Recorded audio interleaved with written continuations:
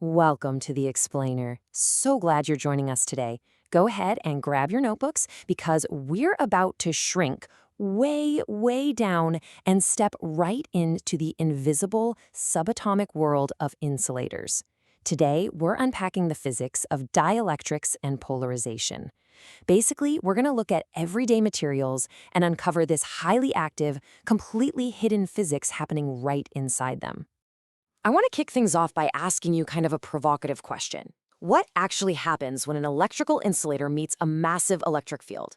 We're so used to thinking of insulators, stuff like plastic or rubber or glass, as just passive blocks of material that do absolutely nothing. They just sit there and stop electricity, right? Well, not exactly. The truth is, there's this incredible hidden tension inside these everyday materials when you put them under stress. They aren't just doing nothing, they are actively fighting back. So here is our lesson plan for today. We're going to cover 4 things. First, what exactly is a dielectric? Second, we'll look at the 4 polarization mechanisms. Third, we'll zoom out to macroscopic fields. And finally, we'll tackle dielectric breakdown. All right, let's dive right into section 1. What is a dielectric, the active insulator? Let's do a quick comparison between a typical conductor and a dielectric. In a conductor, like your standard copper wire, electrons are essentially a sea of free-flowing, highly mobile charges. They run wild, jumping from one end of the material to the other. But a dielectric, it's an electrical insulator, and its defining feature is that its charges are tightly bound to their atoms. They literally cannot flow. So, when a dielectric is placed in an electric field, those charges don't run away. They can only shift slightly from their normal resting spots. And that tiny little shift brings us to our formal definition.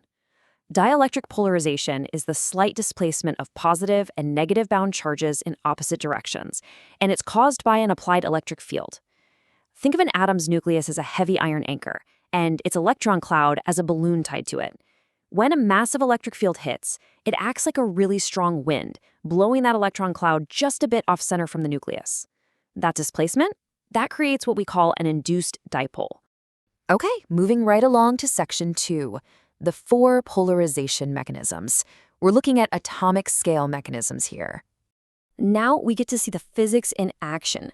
Look at how these structures physically change. First, you'll notice the electron cloud literally deforming. That is electronic polarization. Right next to it, actual heavy ions are being physically stretched apart. That's ionic polarization. Down below, you see these random permanent dipoles actually rotating to line up with the field. That's orientational polarization. And finally, we have charges piling up at a boundary, which gives us space charge polarization. And here's the wild part. Depending on the material, one or even all of these can be happening at the exact same time. Let's break these 4 mechanisms down systematically. We can compare them by looking at what is actually moving and, crucially, how they respond to temperature. If you look closely, you'll see the first 2, electronic and ionic polarization, are completely independent of temperature. Heat doesn't bother them at all. But those bottom 2, orientational and space charge, they are highly dependent on thermal heat. Let's look a little closer at why that is. The really crucial point here is that electronic and ionic polarizations are incredibly fast processes. Because electronic polarization just involves slightly shifting those super light electron clouds, it can react to electric fields that are oscillating at optical frequencies. We are talking around 10 to the 15th hertz. That is literally the frequency of visible light. Ionic polarization involves much heavier ions, so naturally it's a bit slower, topping out around 10 to the 13th hertz, but because both of these rely on strict subatomic spring-like forces, pumping in thermal heat doesn't change their polarization strength at all. Now contrast that with orientational and space charge polarization. These guys are much slower. Orientational involves entire bulky molecules physically rotating to align with a field.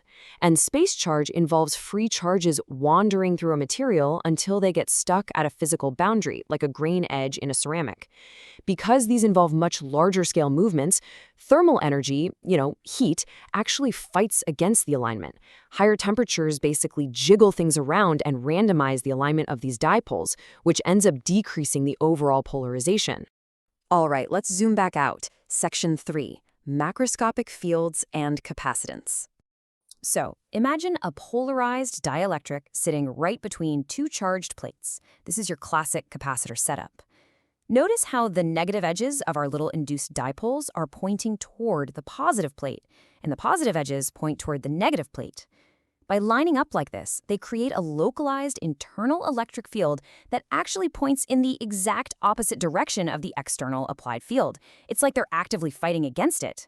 Which brings us to this foundational quote from the physics textbooks. The electric field set up by the induced charge always opposes the applied field, weakening the original field within the dielectric. Guys, this weakening effect is the magic secret to modern electronics. By weakening the overall electric field inside the material, a capacitor can store vastly more surface charge at the exact same voltage. The dielectric is completely doing the heavy lifting here. And here is the mathematical formalization of what we've just been visualizing.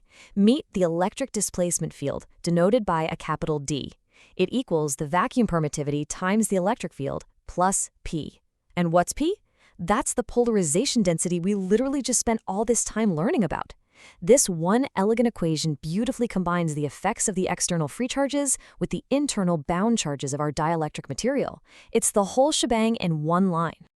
But remember, for all of this math to actually work, those charges must remain bound. According to band structure theory, a true dielectric has an energy gap between its valence band and its conduction band of at least 3 electron volts. That 3 eV gap, that is the physical barrier keeping those electrons firmly locked in place, ensuring they only ever stretch but never, ever flow. But what happens when we push too hard? Section 4. The limits. Dielectric breakdown. The limits of insulators.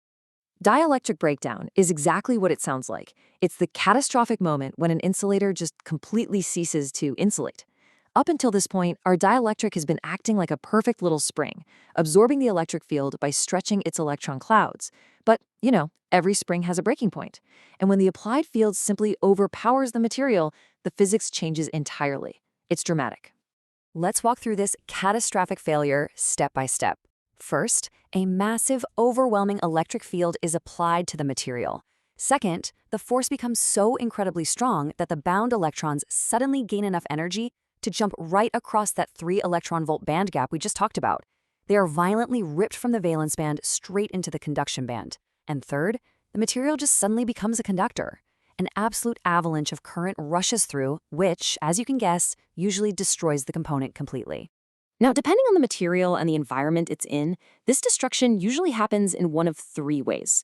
Intrinsic breakdown is that sudden, violent electronic avalanche I just described. Thermal breakdown happens when a tiny leakage current causes resistive heating, and basically the temperature rises way faster than the heat can dissipate, eventually just melting or burning the material. And finally, electrochemical breakdown. This is a much slower process involving chemical degradation and oxidation over many, many cycles of voltage, until the material turns into microscopic Swiss cheese and simply gives out. So, as we wrap up, I want to leave you with a question to ponder. Consider this your final exam for the day. How do these microscopic bound charges dictate the absolute limits of our modern electrical technology? I mean, think about it. Every smartphone, every computer, every electric vehicle out there relies on capacitors and insulators functioning perfectly. Understanding this invisible subatomic dance of polarization isn't just dry textbook theory. It is absolutely the key to engineering the future of electronics. Keep that in mind the next time you plug in a device. Thanks so much for joining me on The Explainer, and keep learning.